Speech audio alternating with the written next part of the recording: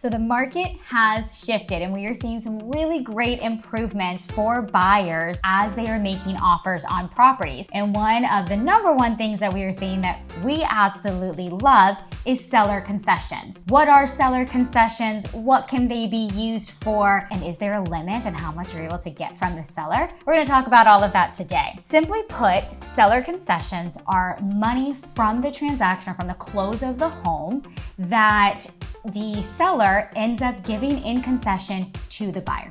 Seller concession makes sense.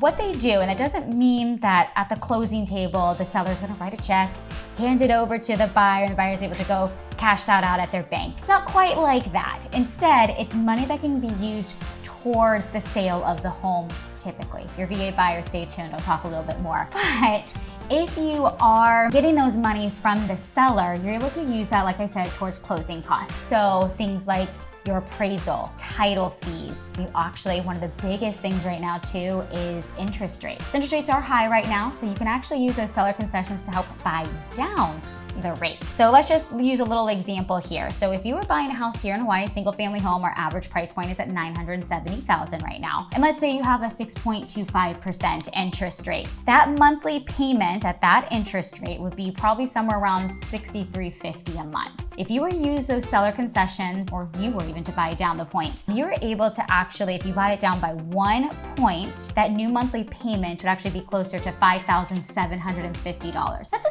$600 a month savings. I don't know about you, I would love $600 in my pocket every month. Definitely really great, love to save money, but I want all the money. So how much can I actually get from the seller as a buyer? That depends on what type of loan you are getting. So whether you're getting conventional, VA, FHA, and how much you are actually putting down. So if you're a conventional buyer, you're using a conventional loan, you're putting less than 10% down, you can get 3% of the sale price in seller concessions. If you're 10 to 25% down, you can get up to 6%. And if you're actually putting more than 25% down, you can get up to 9% in seller concessions. If you're buying an investment property though, they only let you get 2% in seller concessions no matter what your down payment is. Now, the other really popular loan type here in Hawaii is VA, so let's go over that as well. Here in Hawaii or in any state, the VA allows you to get up to 4% in seller concessions. And what I love is that they not only let you use that towards buying down your rate or closing costs, but the VA actually allows you to do something a little bit more special.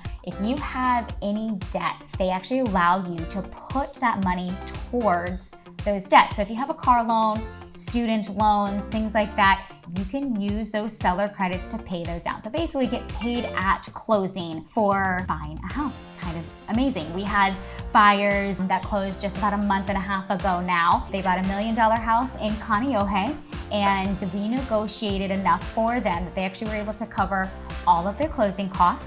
They didn't have any down payment because they were VA buyers, but we had negotiated enough in seller credits that additional amount they used to pay off a car loan and student debt. So basically, they kind of got paid to buy a house. Pretty cool. And on top of that, they had a little rental unit on that one. So their monthly cost was exactly the same as if they were renting, but they're now putting their money towards an appreciating asset. Well, they'll see that again. So really great opportunity, really unique here in Hawaii, things that you can do for that. So if you're looking to purchase, definitely let us know. We'd love to help strategize to see what would be a good option for you. But besides that, make sure to call, whether you're here in Hawaii or elsewhere, strategize with your realtor. What's the best way to take advantage of these seller concessions? What's happening in your local market? Is this something that is starting to be seen and become commonplace in your market? Is super important. Should you offer full ask and get asked for the full seller concessions? Should you maybe up your offer price a little bit to cover some of those? There's definitely some different ways that you can strategize to try to take advantage of this opportunity. So yeah, it's all a little confusing, but if you do have any questions, feel free to reach out to us. We would absolutely love the opportunity to talk to you about this and why we are doing it and love it for our buyers. If you have any questions, you want to strategize with us again, let us know. Be sure to follow, like, and subscribe. So as we come up with more opportunities in this market, we want to keep you guys updated. Thanks so much and aloha.